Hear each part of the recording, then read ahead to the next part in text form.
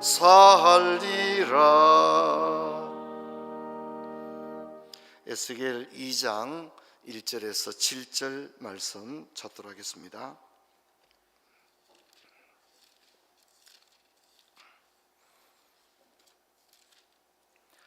에스겔서 2장 1절에서 7절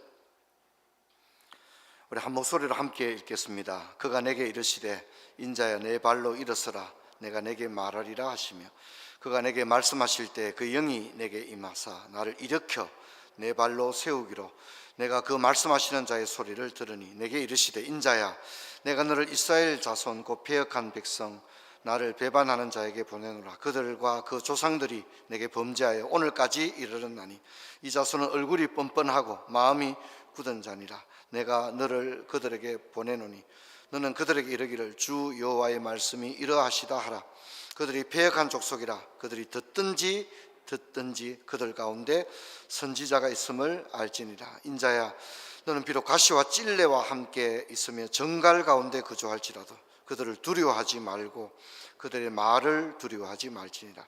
그들은 패역한 족속이라도 그 말을 두려워하지 아니하며 그 얼굴을 무서워하지 말지어다. 그들은 심히 패역한 자들아 그들이 듣든지 아니 듣든지 너는 내 말로 고할지니라. 아멘.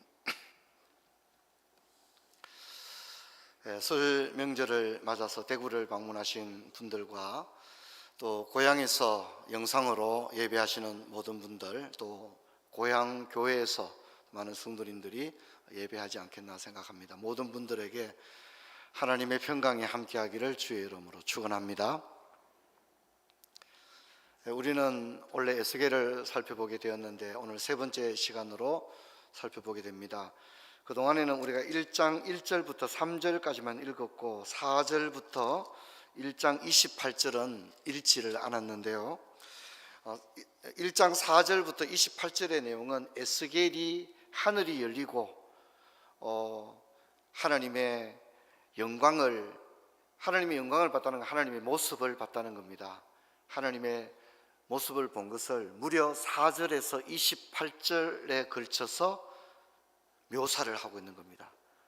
그래서 그런 내용이 있다 이렇게 이해를 하시면 됩니다. 여러분 우리 알다시피 에스겔은 25세 나이에 포로가 되어서 남의 나라에 와서 강제 노역의 현장에서 지내게 되었는데 세월이 어느덧 5년이 흘렀습니다. 그동안에 이제 곧 고향으로 돌아갈 것이다 조기 귀환론을 주장하던 거짓 선지자들의 달콤한 메시지도 5년 세월이 흐르니까 저 사람들이 가짜구나, 여호와의 선지자가 아니구나, 우리 듣기 좋은 말, 달콤한 말 했구나, 그것들을 알게 되어집니다. 교회도 그런 것 같아요. 이렇게 일꾼들을 이렇게 보면 1, 2년 겪어봐가지고는 그 사람을 알 수가 없어요. 10년, 20년 좀 지나면 이 사람이 진짜 교회를 사랑하구나, 이분이 참 기도의 사람이구나, 이런 것들을 이제 알 수가 있는 거죠. 이스라엘 백성들도 포로가 되어가 있는데 처음에는 이 거짓 선지자들의 메시지가 얼마나 강력했겠습니까? 그리고 얼마나 그 메시지가 귀에 쏙쏙 들어왔겠습니까? 그래서 아마 다 거기에 휩쓸렸을 겁니다. 거기에 다 사람이 넘어갔을 거예요. 시간이 지나 보니까 저 사람들이 가짜였구나, 그런 것들이 이제 드러나게 되었습니다. 그런데 이제 에스겔이 나이 30세가 되던 4월 5일에 에스겔은 놀라운 체험을 하게 됩니다. 하늘이 열렸다.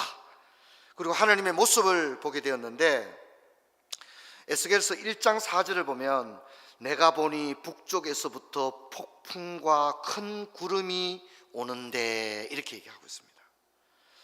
자, 여러분 지금 여기는 사막입니다. 사막, 메소포타미아의 평원입니다. 대평원입니다. 우리가 뭐 캘리포니아 이런 데 가보면 뭐 진짜 차를 하루 종일 운전을 하고 가도 그냥 산 하나 없잖아요, 그죠? 그냥 평지지 않습니까? 아르헨티나에서 남극으로 가는 그 길도 가보면 며칠을 차를 운행해서 가도 지평성밖에 보이지 않는다. 그렇게 이야기를 하더라고요. 메소포타미아가 지금 그런 겁니다. 대평원입니다. 그런데 우리가 이제 현대식으로 이야기하면 토네이도가 몰려오기 시작하는 겁니다. 저 멀리서 사막 모래 폭풍이 몰려오는 겁니다. 그래서 처음에는 에스겔이 여호와다 이렇게 한 게 아니에요. 처음에는 폭풍이 몰려오나 보다. 사막에서 흔히 있는 사막 모래 폭풍이 몰려온다 이렇게 생각했습니다. 그래서 내가 보니 북쪽에서부터 폭풍과 큰 구름이 몰려오는데 이렇게 이야기를 하고 있습니다. 일종의 토네이도와 같은 폭풍이 난민 막사가 운집해 있는 그발 강가로 서서히 다가왔습니다. 거대한 구름이었습니다. 엄청난 사막 폭풍이었습니다. 근데 단지 구름과 사막 폭풍만 있는 게 아니고 자세히 보니까 4절을 보니까 그 가운데 번개도 쳤던 것 같습니다. 폭풍이 몰려오는데 번개를 막 치면서 오는 겁니다. 불이 번쩍번쩍하고 빛이 사방에 빛이었다 이렇게 묘사를 하고 있습니다. 그리고 이 거대한 사막 폭풍이 마침내 에스겔이 서 있는 곳 가까이 왔을 때 에스겔은 그 광경을 더 자세히 보게 되었는데 마치 모세가 광야에서 가시떨기에 불이 붙은 걸 봤잖아요. 그냥 가시떨기에 불이 붙을 수 있거든요. 그런데 좀 이상한 거예요. 불이 붙었으면 금방 불이 꺼져야 되는데 불이 꺼지지 않는, 가시떨기에 불이 붙었는데 불이 꺼지지가 않는 거예요. 계속 불타오르는 거예요. 그래서 모세가 그것을 자세히 보려고 가까이 가지 않습니까? 그죠? 그런 것처럼 에스겔도 처음에는 이거 토네이도가 또 오구나 이렇게 생각했는데 불도 번쩍번쩍하고, 근데 이제 가까이 와서 보니까 거기에 상상할 수 없는 어마어마한 것들을 이제 에스겔이 보게 된 것입니다. 우리가 읽지 않았습니다만 에스겔이 본 것을 4절부터 28절에 있는 걸 제가 정리를 해봤습니다. 크게 두 가지로 얘기했습니다. 첫 번째 본 것은 폭풍이었습니다. 처음에는 폭풍이라 이렇게 생각했습니다. 4절에. 그리고 이제 나중에는 이것이 단순한 폭풍이 아니라 바로 하나님의 보좌라는 것을 알게 되었습니다. 하나님의 보좌다는 걸 알게. 하나님의 보좌. 하나님의 보좌는 본래 어디 있죠? 하나님의 보좌는 예루살렘 성전의 지성소 안에 있다고 생각하지 않습니까? 그런데 하나님의 보좌가 메소포타미아 대평원의 사막 폭풍과 함께, 그 폭풍 속과 함께 하나님의 보좌가 거기에 있다는 것을 에스겔이 이제 알게 되었습니다. 물론 이제 그 에스겔이 봤던 보좌는 처음에는 네 생물의 모습으로 나타났습니다. 5절부터 14절에 네 생물이 나옵니다. 그리고 이제 바퀴가 있다는 걸 알게 됐습니다. 이 바퀴가 바퀴 속의 바퀴, 이렇게 묘사가 되었습니다. 그냥 바퀴인데 그냥 설명할 방법이 없는 거예요. 에스겔이 이걸 보기는 봤는데 설명할 방법이 없어서 바퀴 속에 또한 바퀴가 있고 막 이렇게 설명을 하고 있습니다. 그리고 마지막에 22절부터 27절은 이것이 종합적으로 볼 때는 이제 그래서 깨달은 거예요. 이게 바로 여호와의 보좌구나, 하늘 보좌가 여기에 임하였구나 하는 것을 알게 되어집니다. 그리고 이제 28절을 우리 한번 볼까요? 이제 우리가 다 살펴보기 어려우니까 1장 28절 한번 볼까요? 그 사방 광채의 모양은 비 오는 날 구름에 있는 무지개 같으니 이는 여호와의 영광의 형상의 모양이라. 내가 보고 엎드려 말씀하시는 이의 음성을 들으니라. 에스겔은 마지막에 갔어야 이건 단순한 모래 폭풍이 아니라 바로 여호와의 하늘 보좌가 이제 이스라엘 백성들이 정처 없고 소망 없이 머물러 있는 이 그발 강가로 하나님의 보좌가 이곳에 임하였구나 하는 것을 마침내 알게 되었다, 그렇게 이야기합니다. 그런데 이제 우리가 에스겔서를 읽을 때 에스겔서뿐만이 아니죠.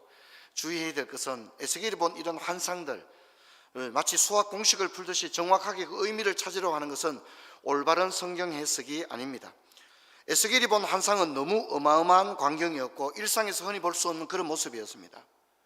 그리고 에스겔이 본 것을 설명하는 것조차 간단한 일이 아니었습니다. 가령 조선시대 사람들이 지금 21세기 대한민국 사회에 와가지고 스마트폰을 설명을 하려면 조선시대 사람들이 조선시대의 그들의 언어로서 오늘 우리가 가지고 있는 스마트폰을 설명할 수 있겠습니까? 근데 그걸 설명하려면 굉장히 복잡하겠죠.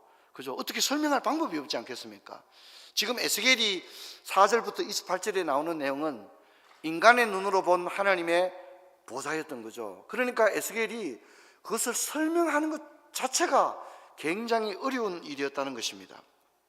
그래서 에스겔은 자신이 본 놀라운 광경을 자신의 제한된 언어로 최대한 묘사를 한 겁니다. 에스겔은 처음에는 의안이 번번했을 것입니다. 이게 뭔가? 나중에 가서 그가 깨달은 겁니다. 아, 이것이야말로 바로 여호와의 보좌구나. 이것을 알게 됩니다. 여러분, 이제 가령 1장 10절에 보면 네 생물이 나오는데요. 네 생물의 얼굴이 사람의 얼굴, 사자의 얼굴, 소의 얼굴, 독수리의 얼굴을 하고 있다, 이런 얘기를 하는데, 제가 어릴 때 중고등부 때 설교를 들은 걸 기억하면 이 사람, 소, 그 다음에 사자, 독수리는 사복음서를 의미한다네, 이렇게 설교를 저는 들었어요. 제가 기억으로는. 여러분들 가운데도 예전에 교회를 다녔던 분들 가운데 목사님들 설교할 때, 에스겔 설교할 때 이 네 생물의 얼굴이 네 종류의 모습인데 이것은 사복음서를 의미한다, 이런 설교를 들은 분들도 아마 있지 않겠나, 이렇게 생각합니다. 근데 우리가 이제 흔히 이런 설교를 설교학에서는 알레고리칼하는 설교다, 풍류적 설교다, 보통 그렇게 이야기하고, 에스겔서가 이야기하려고 하는 것과는 아무 연관성이 없다는 것을 아셔야 합니다. 여러분, 에스겔은 제사장의 아들입니다. 그리고 비록 포로가 되었지만 이제 나이가 30세입니다. 여러분, 제사장의 정년이 30세에서 50세입니다. 근데 30세부터 바로 제사장 하는 게 아니라고 25세에 견습 제사장이 되고 5년 동안 이렇게 레지던트 인턴을 거친 다음에 30이 되면 그때부터 정식 제사장이 되는 거예요. 그러니까 에스겔은 자신의 갈 길이 아주 분명히 정해져 있었죠. 여러분, 제사장들이 일하는 곳이 어디죠? 포도원입니까? 아니죠. 명절에도 이제 서로 협조를 해야 됩니다. 여러분, 제사장들이 일하는 곳이 어디죠? 성전이죠. 성전이지 않습니까? 그런데 나라가 망하고 예루살렘이 멸망하면서 성전이 해파되었습니다. 또 심지어 포로가 되어 예루살렘에서 수천 킬로가 떨어진 이역만리 타국에 와 있습니다. 이제 소망이 있다면 하루속히 예루살렘에 돌아가는 것뿐입니다. 근데 왜 예루살렘에 돌아가야 됩니까? 예루살렘에 성전이 있고 성전에는 여호와가 있기 때문이다, 이런 생각을 하는 겁니다. 왜 예루살렘에 돌아가야 됩니까? 거기는 성전이 있고 여호와의 보좌가 있기 때문입니다. 그러므로 에스겔을 비롯한 난민들은 자신들이 여호와께 버림을 받았고 지금 자신들은 하나님의 부재 상태에서 하나님께 버림받은 백성으로서 하나님이 아니 계신 땅에, 그래서 그들은 수금을 버드나무 가지에 그냥 걸어놓고 연주도 하지 않습니다. 왜냐하면 하나님이 여기 계신 게 아니라 어디 계시죠? 예루살렘에 계신 거니까. 그래서 그들은 하나님으로부터 떠나 있고 예배조차 할 수 없고, 예배를 하고 싶어도 여호와는 그들과 함께 하지 아니하시며 그들은 버림받았다고 생각을 하는 것입니다. 그런데 에스겔이 무엇을 봤습니까? 하늘이 열리며 하나님의 모습을 보았고 하나님의 보좌를 보게 된 겁니다. 하나님은 예루살렘에만 계신 것이 아니었고 또 하늘의 보좌에만 계신 것이 아니었고 바로 난민 막사가 있는 이 수용소 그발 강가 사막 폭풍 가운데서 하나님은 나타난 겁니다. 여러분, 이런 일은 성경에 많이 있습니다. 야곱이 아버지로부터 많은 하나님에 대한 이야기를 들었습니다. 그는 이론적으로 주일학교 선생님에게 들었던 분방 공부 비슷한 겁니다. 근데 야곱이 아버지 형님을 속이고 이제 외갓집으로 정처 없이 피난을 떠나다가 베델에 돌을 베게 하고 누워 자는데 거기서 사닥다리가 있고 하나님의 천사들이 오르락내리락 하는 걸 보게 된 겁니다. 그래서 그때 야곱이 무릎을 딱 치고 뭐라 합니까? 하나님이 과연 여기 계시거늘 내가 지금까지 알지 못하였도다, 이렇게 이야기를 하지 않습니까? 앞에 말씀드렸던 모세 역시 이제 정처 없이 사막에서 무명의 목축업자로서 살아가는데 가시떨기 앞에서 하나님을 만나게 되었죠. 그래서 가시떨기에 가까이 가보니까 하나님 뭐라 합니까? 네가 선 곳은 거룩한 곳이다, 네 발에서 신을 벗어라, 그렇게 했지 않습니까? 여러분 보십시오. 이 야곱은 아버지 집을 떠나서 정처시 길을 가다가 거기서 하나님을 만났고 하나님이 여기 계시구나. 그래서 야곱이 거기서 하나님께 서원을 하게 되는 겁니다. 그리고 모세도 아무도 자기 이름을 모른다고 생각했습니다. 왜냐하면 자기는 살인자니까. 그리고 지명수배를 당한 상태입니다. 그래서 자기 이름으로 통장 하나 개설하지 못하고 스마트폰도 자기 이름으로 개설 못하고 그저 어디 가서 이름 없는 무명의 삶을 살았는데, 하나님은 그 광야 가운데서, 사막 가운데서 모세를 만나시고 네가 선 곳은 거룩한 곳이다, 그렇게 이야기를 한 겁니다. 에스겔은 하나님이 자신과 함께 하지 않는다고 생각했고, 하나님의 보좌는 예루살렘과 그리고 하나님의 천상에 있다고 생각했는데, 그 하나님의 보좌가 자신들의 난민 막사까지 사막 폭풍과 함께 임재를 하신 놀라운 장면을 보게 된 것입니다. 에스겔이 본 하나님의 모습은 내 생물과 바퀴들이었고 보좌였습니다. 에스겔이 묘사한 하나님은 역동적인 하나님입니다. 제가 이게 적당한 표현인지 모르지만 사막전에서 이길 수 있는 한국의 K9 전차 같은, 예를 들어서 그런 것입니다. 어떤 작전도 수행할 수 있는 가장 강력한 능력, 어떤 것에도 제한을 받지 않는, 그래서 바퀴 속에 바퀴가 있고 어디로 가든지 직진할 수 있으며, 이 하나님의 보좌가 얼마나 강력한 능력을 가진, 능치 못함이 없는 사막 가운데서도 하나님의 놀라운 일을 마음껏 행할 수 있는, 어떤 제한에도 조건에도 제한을 받지 않는 강력한 하나님의 모습을 4절에서부터 28절까지 에스겔이 묘사를 하고 있는 겁니다. 역동적인 하나님의 모습이었습니다. 위엄과 영광이 충만하며 강력한 능력과 권세를 가지고 전춘으로 역사하는, 막힌 것이나 제한을 받지 않는 하나님의 불전차를 본 것입니다. 그리고 에스겔은 1장에 하나님을 모습을 본 것을 에스겔 10장에 가서 한 번 더 묘사를 하고 있습니다. 한번 볼까요? 에스겔 10장으로 갈까요? 에스겔 10장 20절부터 22절. 에스겔서 10장이 전체적으로 그 앞에서 봤던 장면을 다시 설명하고 있는데요, 20절부터 22절 같이 있습니다. 그것은 내가 그발 강가에서 보던 이스라엘 하나님 아래에 있던 생물이라. 그들이 그룹인 줄을 내가 아노라. 각기 내 얼굴과 내 날개가 있으며 날개 밑에는 사람의 손 형상이 있으니 이 얼굴의 형상은 내가 그발 강가에서 보던 얼굴이며 그 모양과 그 몸도 그러하며 각기 곧게 앞으로 가더라. 아멘. 1장의 여호와 묘사는 매우 놀란 상태에서, 그리고 아직은 여호와 경험이 미숙한 에스겔이 어마어마한 여호와의 영광을 혼란스러운 상태에서 묘사한 것이라면 10장에서의 묘사는 매우 정돈되어 있다는 걸 알 수 있습니다. 여호와에 대한 이해가 그만큼 높아졌다, 이렇게 이야기를 할 수 있습니다.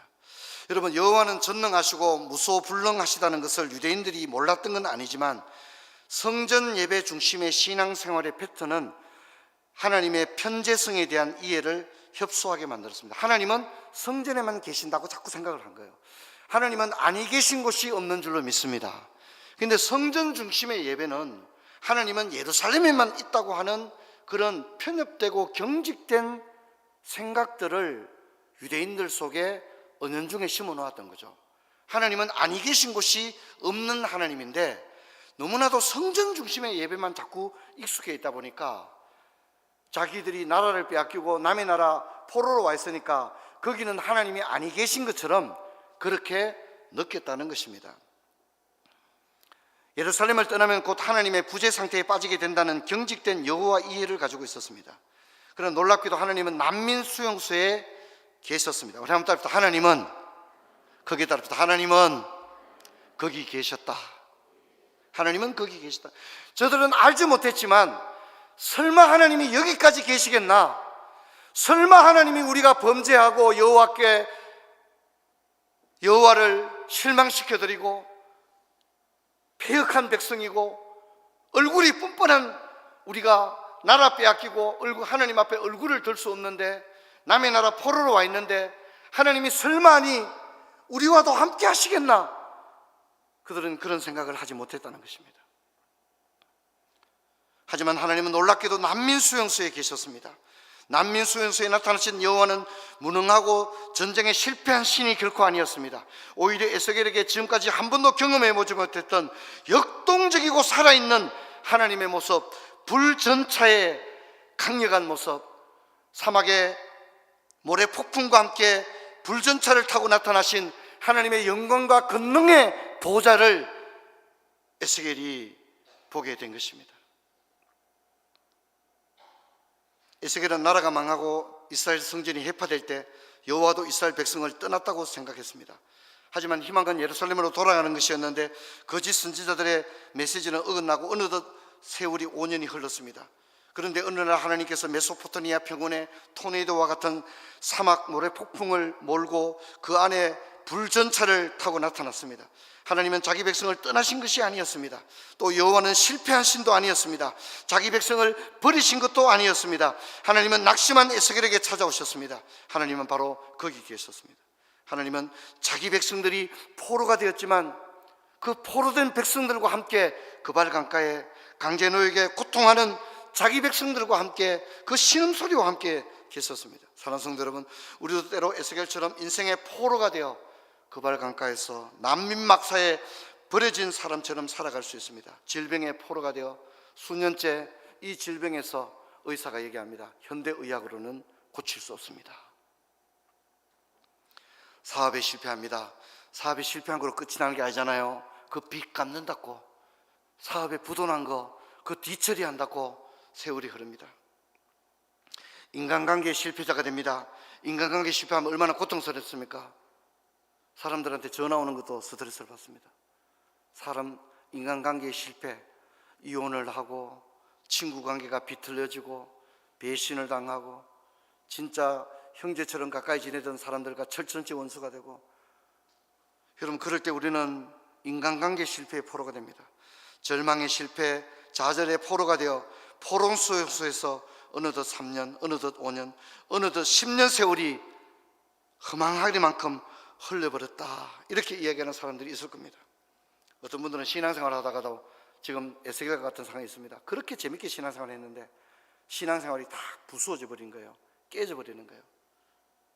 그렇게 찬송을 좋아하고 그렇게 여호와의 성전을 삼았던 사람이 어떤 이유로든지 신앙생활이 깨어져 버리고 나면요, 진짜 하나님이 아니 계신 것과 같은, 여호와께 버림받은 백성과 같은 그런 상황에 처하게 됩니다.